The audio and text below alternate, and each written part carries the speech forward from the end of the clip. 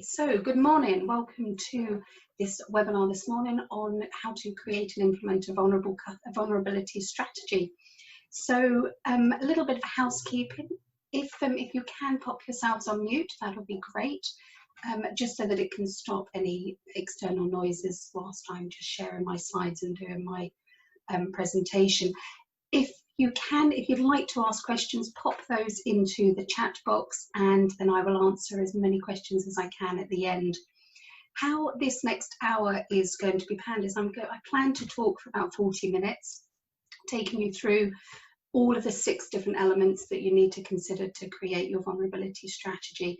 And you will have received, hopefully by email, a worksheet that you can complete throughout the session and then take it forward with your start of an action plan of how you're going to pop this into practice in your own organisation. And we'll be touching on that as we go through. So what I'd like you to do is, as we go through each of the elements, I will talk you through how to work this out, and we'll pop some scores on there as we go through, so you've got a good starting point of knowing where to start before you take this forward. And it will also allow us time at the end for a discussion as well of what we can do to help each other as organisations, and actually by saying out loud the commitments that you're planning to put into practice also provides an opportunity for some accountability. It's actually saying those things out loud, writing it down in the chat box, writing it down on the document. It's then your accountability tool to take it forward. So I'll start by just taking us through what is a vulnerability strategy and actually why is it so important. So it is actually a guideline, really, a tool that actually brings the vision and the goals of the organisation, what they want to achieve with regards to vulnerability sphere, really, how they're going to support their customers, how they're going to support their staff to actually get us, first of all, through this pandemic, get us out the other side, and then moving forward. So what are you wanting to achieve? What's your vision? What are your goals? Also as well, it's really ideal to put down some core principles. So we've just been talking before we started the webinar on the FCA's guidance on treating vulnerable customers fairly, and obviously it comes back to the guiding principles of actually treating customers fairly. So it's a case of actually, what are your principles? What are your overriding things that you want to achieve? What are you wanting to sort of be your core values ultimately?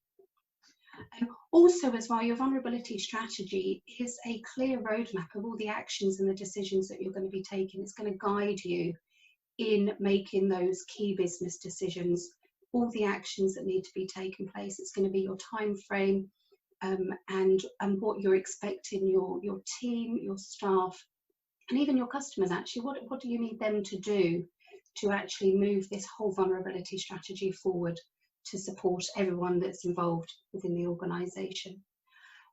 Also as well, it's a way of actually putting out in writing all the roles and the responsibilities. So think about the key players in the vulnerability strategy, and we'll go into that in each of the elements. But are you looking for your frontline staff to take full responsibility, to take roles? Are you then going to be creating a vulnerable customer team, champion team, some advocates? So really start thinking about all the different roles, all the different responsibilities that everyone is going to take to make this vulnerability strategy move forward and become successful. And lastly, the idea is that it actually becomes second nature. And I think what we're looking to achieve in the long term is that actually the word vulnerability, the word vulnerable, ceases to exist, because actually what we're wanting is for businesses to treat every single one of their customers, regardless of needs, regardless of circumstances, treat every single one of those customers fairly and give them the support that they need to carry out their outcomes, what they're wanting to achieve with that organisation. So it's almost becomes business as usual, becomes second nature. It's something that people don't have to think about in their organisation. It's built into the culture. And again, with the FCA's guidance, they do talk a lot about embedding it as a culture. And this is when it becomes second nature. So new employees just come in and this is how we do things in this organisation. It's that culture. And one thing it's definitely not is it is not a one-off tick box exercise. It's not something that, okay, so the FCA or other regulators have sort of said we need to have a vulnerability strategy, let's create one, pop it in the drawer, pop it in the desktop file on the computer system and forget about it. This is going to be a living document, something that you go to regularly, you're regularly reviewing it, you're updating it, making sure it's still relevant and it's still working. That's how it's going to become second nature. So that's really ultimately what a vulnerability strategy is, and why it's so important is that it gives every single person within the organisation the tools, the resources and the responsibility to make sure that every single one of your customers are looked after and are treated fairly and are given the support to make the decisions that they need to make and to carry out the desired outcomes that they want when they are engaging with you and your organisation. So nobody falls through the gaps when they are engaging with you. So based on my research and also with the FCA's guidance as well, there are 6 key elements to put into place with your vulnerability strategy, and we're going to be going through each of those. So the 6 elements are, starting at the top, is the awareness and understanding. Absolutely key, absolutely crucial. That's your starting point. Then we'll be looking at the skills and the capabilities of the staff. We'll also be looking at product and service design, customer service delivery, communication, and then obviously to make it become that second nature, embed it into the culture, is actually keeping forward, moving, monitoring and evaluating what's working, what's not working, how can we improve things. And so they're the 6 elements. So what I want to do is, if you have got your worksheet, you'll have got the first page on the worksheet, the circles. And as I go through each one of these elements, think about your organisations, think about how well or how much focus you've put on that particular element, and then give yourself a score out of 10 for each of that element. So, so if you think then you're doing really well with maybe the first one, so the outer line is a score of 10 and the middle circle is a score of 0. So somewhere along that line, you would place yourself based on what we've talked about and how you feel that your organisation is going. And then if we do that for each element, by the end, you'll have a key picture of actually where you think your business is with regards vulnerability and your strategy and what you need to focus on moving forward. So we'll start with the key element number 1, so the awareness and understanding. This is absolutely crucial, your crucial starting point, because you cannot begin to put things in place, move forward, if you don't actually know A, where you currently are as an organisation, and B, what your client base, what the needs are, the specific vulnerabilities of your clients. So it is a case of actually just understanding your client base, picking up the phone, having those conversations, doing some analysis, finding out what are the particular vulnerabilities or circumstances, situations that your client base are facing. And it may be that you've got an organisation that's predominantly your customer base is over 65. So actually, what are the particular vulnerabilities and the circumstances that may be affecting those? You may have a predominantly younger audience. So it's really starting to think about actually, what do we know about our client base? What are their struggles? What are they facing now, especially during COVID? Are they having financial troubles? Are they having mental health conditions that have been exasperated? Are they finding it hard to make decisions? Are they finding it hard to actually engage with us online?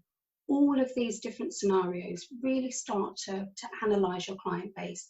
And again, you can do this through telephone conversations, through focus groups, through understanding your complaint process as well. What are customers complaining about? What's not working? Really take the time to understand. And then also as well, it's important to understand your customer journey. So start thinking about the customer journey from the eyes of the customer. What are the touch points? What are the friction points? What are the barriers? What's causing the most frustration? How are they feeling at every single stage of your customer journey? What are their challenges? What are they wanting to achieve? All of these key questions at every single customer touch point. And actually, what are they wanting from you as an organisation? How are your staff engaging with them at each of those touch points? Is there different elements where actually the empathy levels are slightly lower? Maybe we're not allowing enough time to listen. Maybe we're not allowing enough time for opportunities for disclosure. All of these things, really start to think about the customer journey, and again, ask the customers, what are your frustrations when you're engaging with us as an organisation? And again, another key one is understanding your organisational culture. Again, we were talking about that. It's the FCA are wanting to for this to be embedded in the culture. What is your culture? Are you naturally a company that cares? Do you care about your staff? Do you nurture your staff? Do you look after your staff? Do you care about your customers? Or are you more about the bottom line and just sort of being a market dominator? So really start to think about the organisational culture, because that's what's going to help to embed the strategy and bring around a reputation that you're an organisation that cares. And then understanding what, why, how and when. So this is really about sort of bringing your start of your strategy together. So think about the what. What do you want to achieve? What are you actually looking to achieve when you are wanting to set up this vulnerability strategy? What are your primary goals? With the why. Why is this important? Why does it matter? Why does it matter now? Yeah. Are you only putting this together because it's the FCA recommendations and requirements? Or is it actually because you want to create a reputation as a company that cares? Are you wanting to create a company where the staff feel valued and nurtured? So understand your why. Why is this important? The how. How are you going to actually put this in place? How are you going to go about treating your vulnerable customers fairly? What's the action plan? What's the next steps? And lastly, when. Absolutely crucial. What are your timescales? When do you want to achieve sort of full vulnerability strategy implementation? Are you looking at training your staff in Q1, or are you thinking actually it can wait 6 months? Personally, I don't think it can, but actually understanding your timeframes. When do you have the budget to put everything in place? So these are the 4 key questions that you really should be asking right at the beginning of your vulnerability strategy. What are we looking to achieve? Why is it important to us as an organisation? How are we going to do it? And by when? When is our time scale? So so that sort of brings everything together for the awareness and the understanding. So if you want to take your worksheet, and then on the top line, on the top arrow, the one that's at 12 o'clock, if you want to just, I'll give you a minute, if you want to just give yourself a score from 0 to 10 on how you think your organisation is doing on that. Are you a full 10? We understand the needs of our vulnerable customers, or is that something that you're probably thinking we really do need to focus on?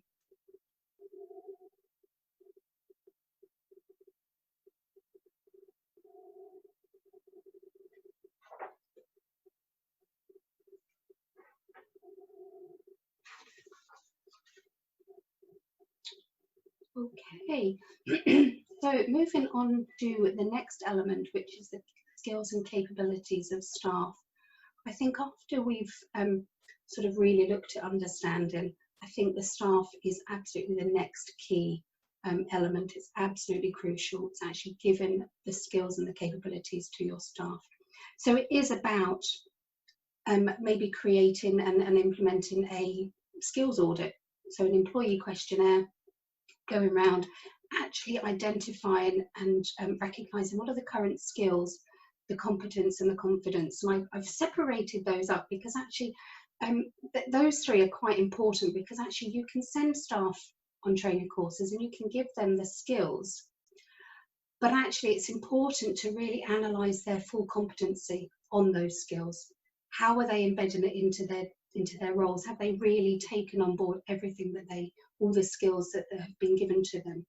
And again, confidence levels, understanding actually, do they feel confident to be having some of the really challenging conversations that they're having at the moment? A lot of my training courses at the moment are around conversations with customers who expressing a desire to commit suicide. How do your staff feel? Do they feel confident and competent enough to have those conversations, to actually sort of get through those conversations and feel that they've been supporting and listening to that customer? So, so they're definitely three key areas to analyse when it comes to your staff: their skill level, their competency, and their confidence. And recently I was listening to a podcast where they were talking about sort of building a team, and they were talking about the analogy of people on a bus. So actually it's getting people on the bus, getting the right people on the bus. But then what they were also saying is actually getting the right people in the right seats. So it's all very well building a strong team, but actually have you got the right people in the right places in the team to deliver the skills, the competency and the confidence? So think about that when you are sort of looking at your staff. And then obviously once you've sort of completed that analysis, you will then identify the gaps. And that will be really where your training program really needs to start to be focused, is actually filling those gaps, finding out exactly what the challenges are. Are you needing to give more listening skills to the staff? Are you needing to give mental capacity training to the staff? Maybe some suicide training. Really identify the key needs, and that's going to help to plug those gaps. And then of course that comes down to the training then. So once you've identified the gaps, you can then follow through on the training. And a lot of companies just think, well, it's classroom-based training. I think actually it's all about blended learning now. So it's not just about classroom training. Yes, you do need some classroom-based training, but it's actually getting people out into the community, having those conversations with the clients, with everyday people who are dealing with lived experiences. I've just come off a webinar this morning actually with 3 Hands, and they're an organisation that work with businesses on really implementing the lived experience. So they deal with customers who are going through the experiences and circumstances in their own life. So actually get people to engage with people who are living these experiences, living these circumstances, hear firsthand how it's impacting them. Then you can also get charities in for lunch and learns. You can download podcasts. I've got a podcast you can listen to. So it's all about really building a well-oiled training program. It's not just classroom based. Think of all the different ways that you can train their staff. Can you have discussions, forums? Can people in the organisation who feel confident to share, maybe share their own lived experiences? So really start to think outside the box about how you can improve and increase the training and the understanding and the knowledge of the staff. Again, with regards to staff, think about the resources. Do they have every single thing that they need to carry out their job? Have they got a copy of the vulnerability policy? Do you have a suicide policy, a bereavement policy? Do they have a signposting list, a list of the organisations that they can signpost to? Do they have access to support for themselves when they're having these difficult conversations? Do you have some mental health resources? Who do they turn to? Do they know who their vulnerable customer champion in the organisation is? Who can they escalate to? Start to really build up a big picture of all the different resources that staff member needs to be able to carry out their job. And bear in mind that probably for the next 6 months, they're going to be taking on these telephone conversations in their own homes.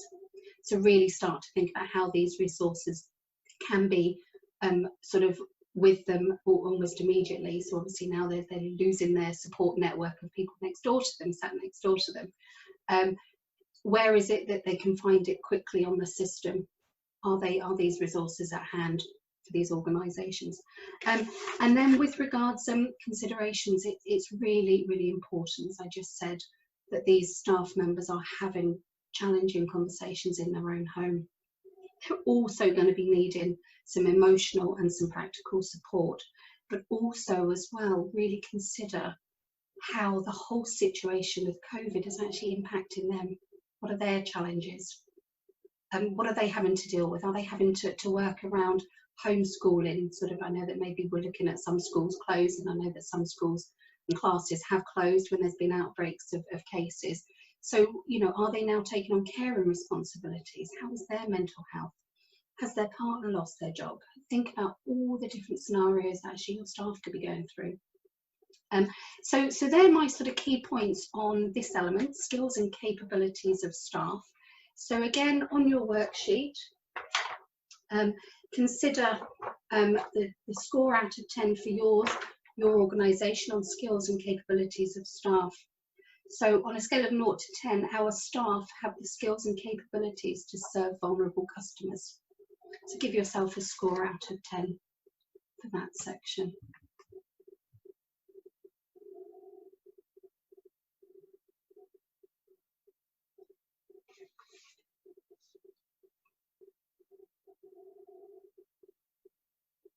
Okay, the next element, the third element, is product and service design, and I know that this may not be relevant to everybody, but it's always good to just to think about it anyway. So these are the 5 different sort of things to consider when you are looking at your product and your service design, and it may not be that you're actually looking to implement a whole new product. It may be that you're just changing a policy or a process or a system. So it's really important to start thinking. So really start thinking at the idea stage. Actually, when you're having that conversation with the rest of the team, think about actually, is this going to work for every single person? What are the different situations and circumstances that people will be facing when they are using this product, when they are using this service, when they are going through this process or this system? Bring somebody to the table who is sort of almost your vulnerable customer advocate. Ask them, you know, how do you feel that this is going to work? And then ask key questions throughout the whole of that development. How is it going to be used by every single person? What are going to be the potential barriers? What are going to be the friction points? What are going to be the frustrations? Also as well, this is where it can be really, really beneficial to put together some customer focus groups and some staff focus groups. Again, people who are living those situations with those lived experiences, they are the experts. They are the experts of what they're facing, what their challenges are, how they engage with you as an organisation. So you may think you're an expert in your organisation, but actually they're the experts on themselves and how they engage with you as an organisation. So bring them in, involve them, listen and appreciate and acknowledge every single one of their comments and feedback, because it's absolutely valuable. It's golden nuggets of information that is going to prove valuable for you moving forward. And then so at the testing stage, again, bring the working group back and say, actually, can you pilot this? Can you test it? You know, give us your feedback. Does it work? Does it not work? What are the barriers? You know, what are the challenges? What worked well? What didn't work? And then again, once you've tweaked all that and you're launching it, train your staff on how to use the products, how to use the service. Let them know as well if there are customers that are struggling at any stage or having challenges. What are the alternatives? How can you deviate? How can you support the customers when they are experiencing challenges? And then again, reviewing. So is it working? Is it not working? Again, analyze your complaints, ask the questions for the customers. So again, it may not be relevant to everybody, but it's worth considering your customers when you are looking at product and service design. So again, on the worksheet, on the product and service design line, if you want to put a score there from 0 to 10, our products and services are designed with vulnerable customers in mind. So I'll give you a minute to to give yourself a score on that one.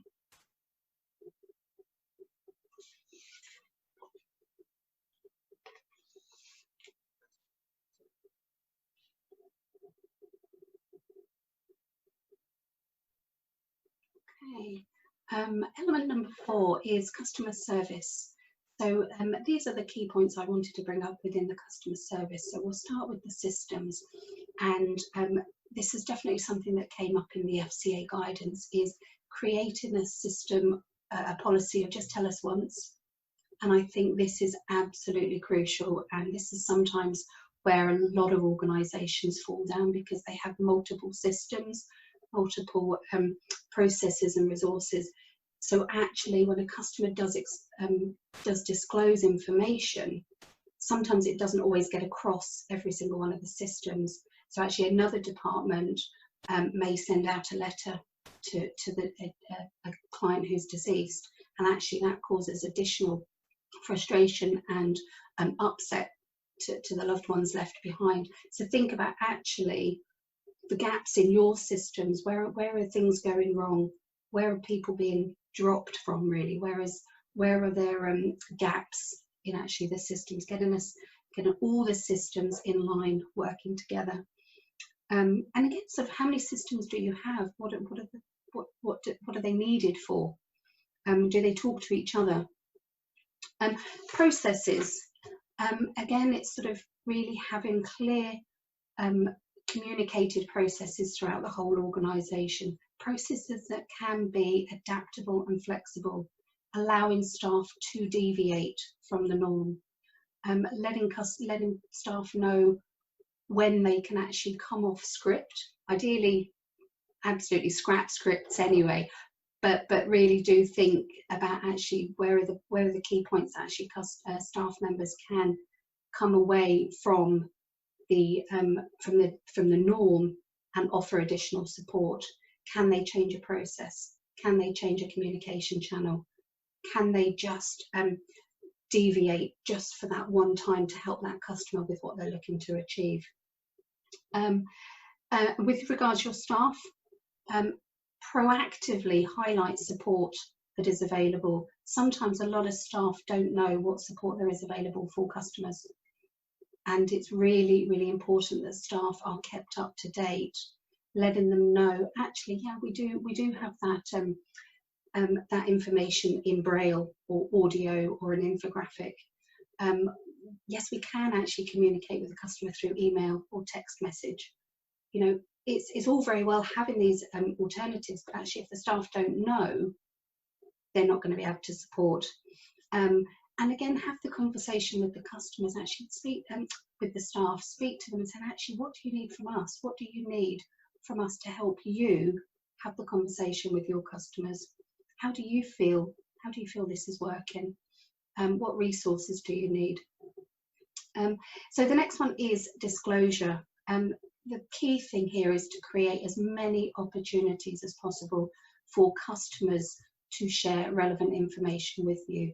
It's all about creating a confident, safe environment where the customer knows that they can disclose information and they can see the benefit of disclosing that information to you. The FCA do state that actually, you know, if you feel that that customer doesn't want to disclose, then obviously don't push. It's absolutely key that that customer feels safe. And it may be that they don't disclose anything on that very first conversation, but if you've almost left the door open and just sort of said, if there's anything we can help you with in the future, please do come back to us. You've left the door open. They feel that it's safe and confident to do so. And it's really crucial that they do see the benefits. Actually, if you do tell us that you need additional support, we have that additional support that we can help you. It's not going to detract. It's not going to be have any negative effect on you or our relationship or you as a customer. It's a benefit to you that actually we know how to communicate with you, what support you need, not just today, but possibly in the future. So it's all about creating that environment and that culture where disclosure is welcomed and encouraged, and customers feel confident. And then again, sort of the last thing is putting things right when things go wrong.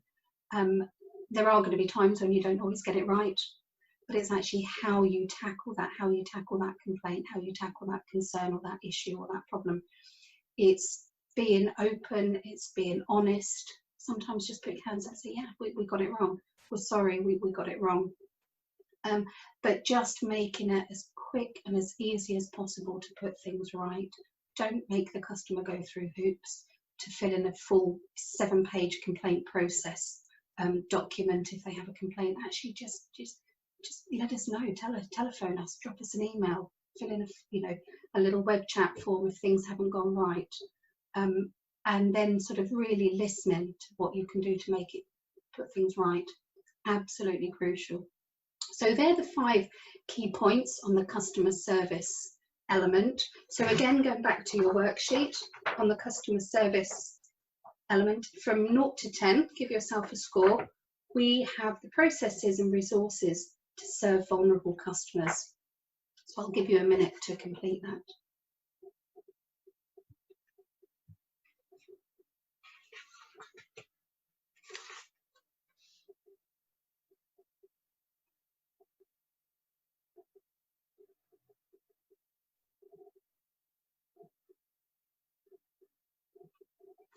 Okay, the next one is communication. Absolutely key is working out what's the best form of communication to talk with your customers. So thinking about the channels, thinking about all the different channels, whether that's telephony, web chat, emails, social media, or even face-to-face, or even text. Think about increasing the different number of channels that you've got available so that the customers feel that they can get in touch with you in the channel of their choice. And that's what I want to emphasize. It's the channel of their choice, not the channel of your choice. So I know that there's still a lot of frustration at the moment with organizations who have obviously with telephone lines at the beginning of lockdown, obviously put messages out saying the telephone only, please contact us if you are considered a vulnerable customer. If not, you can use our online web chat services or drop us an email. And there's still a lot of organisations that have still yet to put their full telephony services, their full customer service telephone systems back up in place. And there's a lot of frustration because sometimes customers just want to pick up the phone and have a 5-minute conversation just to put it right, rather than emailing backwards and forwards or spending 20 minutes on a chat line. So start to think about all the different channels and increase as many channels as possible. Obviously, if you've got a web chat and you promote it as being 24/7, then obviously make sure it is manned 24/7. Make sure that all these channels are picked up quite quickly, and the staff have the skills and the knowledge to really help their client through that particular channel. So the next one is formats. So think about all the different formats that are available. So again, I mentioned Braille, audio, text messages. Is it possible, if you've got a larger client base who maybe have hearing loss, could you put in sort of British Sign Language interpreters? So think about all the different formats, maybe even sending your letters out on coloured paper for those with dyslexia or visual impairment. So really start to think outside the box. How can we engage better and more successfully with our customers? One thing I was really pleased to hear about last week was that the FCA have revamped the template for sending out letters to clients who may be in arrears. Actually, the format of those letters, the wording used was still very much from the 1970s, and it didn't encourage engagement and actually forced a lot of customers into further harm because of the mental health conditions that that they felt when they received that sort of threatening letter that actually you owe us money. So that was really encouraging to see that actually the tone of voice, the template is being revamped. It's going to be put into a more compassionate, empathetic tone of voice that's going to hopefully encourage that customer to pick up the phone and engage with that organisation, rather than feeling lost and in despair that actually they're in this financial debt situation. So again, maybe think about all your templates, all your letters, your email templates. Really start to look at the tone of voice. How does that sound from a customer's point of view when they're actually facing financial debt, when they're facing bereavement, when they're facing mental health challenges? So start to sort of really think about all the different ways that you engage with that customer and how it comes across. Again, think about your materials that you send out, thinking about your marketing materials, thinking about your sales, thinking about your terms and conditions, your policies. Can you put it into a one-page document? Could you put it into an infographic for those who maybe who can't read documents? Really start to think about all the different ways that you can get your information across in a way that that customer can understand and engage with. It's all about being inclusive, and it's finding the right material, the right format, the right channel for the customer, rather than what's right for you as an organisation. And lastly as well, we're obviously still moving forward into the digital world. I'm very much old school. I still like to pick up the phone and talk to somebody. I still like, when I go to the supermarkets, before sort of online shopping, I would always go to the cashier with a human cashier rather than self-serve, because I still want to have that human engagement. But it's not for everybody, and I understand that. So it's finding the really good balance between offering digital and human. So again, it's working out what that customer wants, and where at some points along the digital journey that customer can then just have a human interaction, just pick up the phone, or somebody, a human on the web chat, just picks up and says, actually, yeah, you're speaking to Helen, you know, I'm not a robot, I'm human, and we can have that interaction. So when it comes to communication then, so on your worksheet, you want to give yourself a score out of 10 for communication. So we offer a wide variety of channels and formats for customers to engage with us. So give yourself a score out of 10 for that.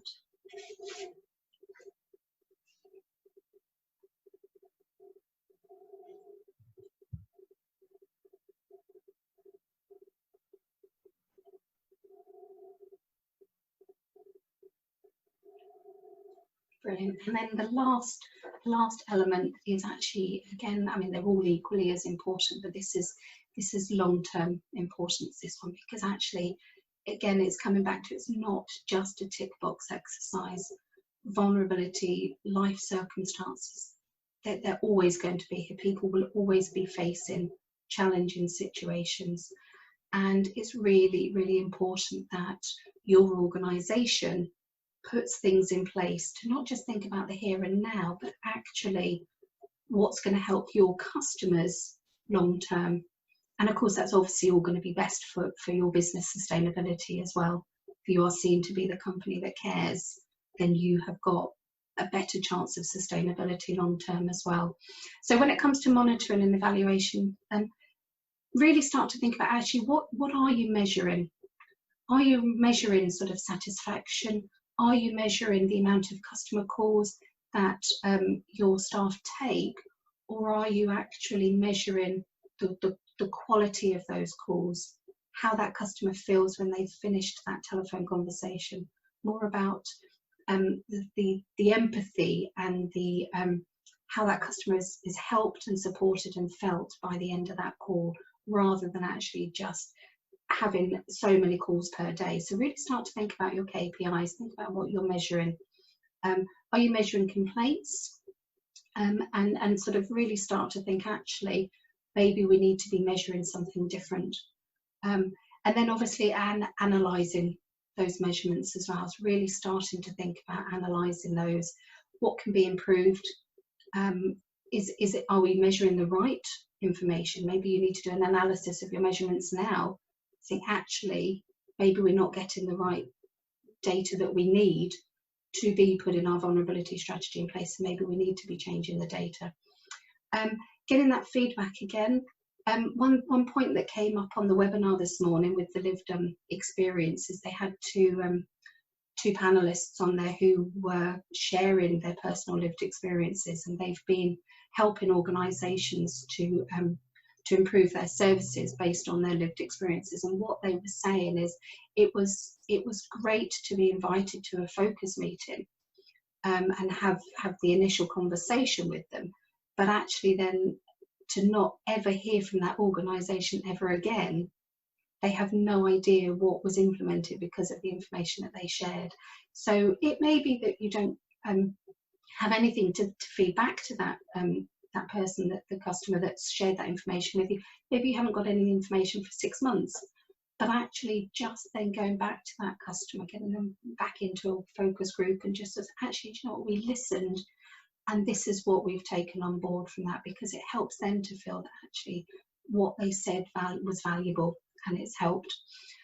So don't just ask for information, but actually follow up with customers, and again follow up with them, because actually their circumstances might have changed and they may be finding different frustrations and barriers with your organisation. So it's create it as a two-way relationship.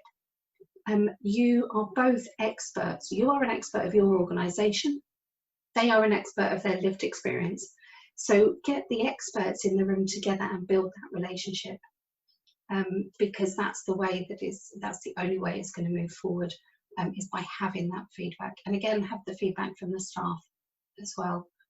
Review that feedback, make your changes and improve. It's all about monitoring and evaluating and moving forward, getting better and better until vulnerability becomes second nature. And it's something that's brought into the board meetings, it's brought into team meetings, and it's always an aspect that is considered throughout the whole of that business.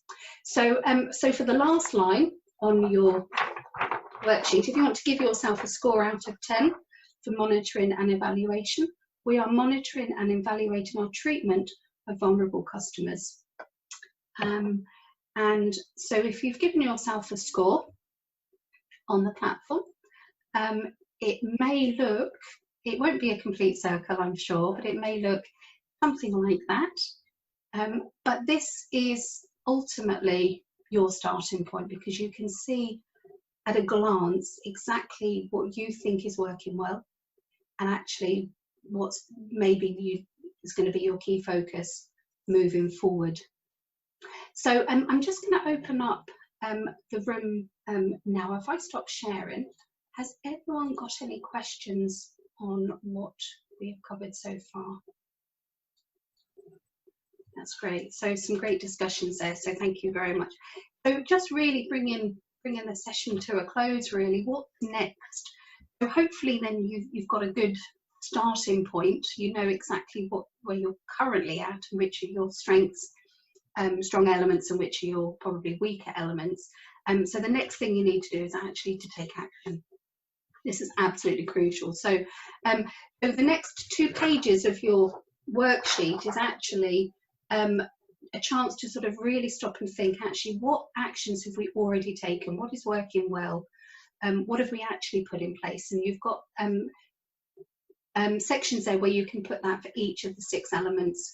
And then you've also got a section where it says, actually, what do we need to do further? What have we not done? What do we need to do? And it'd be really good as well to maybe put in there a sort of a date of when you think that should be completed by as well. So if you do that for your whole 6 elements, obviously we haven't got enough time now, but it's something for you to go away and think about. And then at the bottom of page 3, you've got a little box. And what I suggest you put in there is your top 3 priorities. So what are we, quarter 4 now?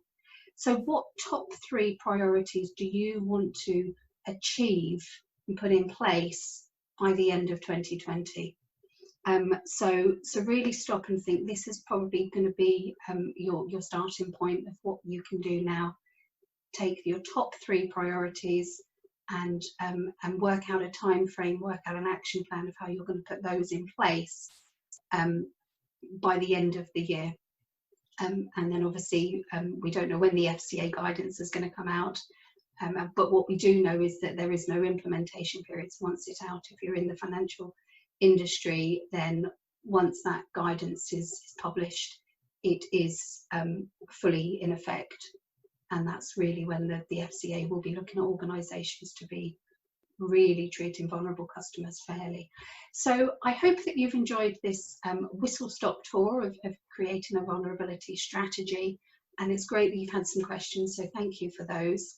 I will be sending out a checklist in the email afterwards, so you've got a full checklist covering everything that I've covered in this webinar, and then you'll be able to implement that and create your own vulnerability strategy.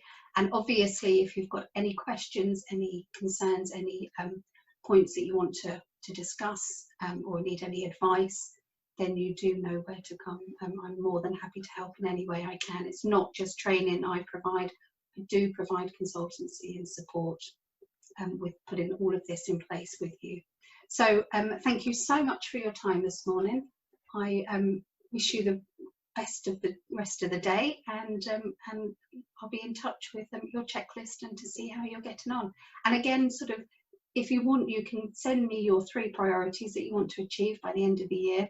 That will be your commitment, and I can help you stay accountable for that.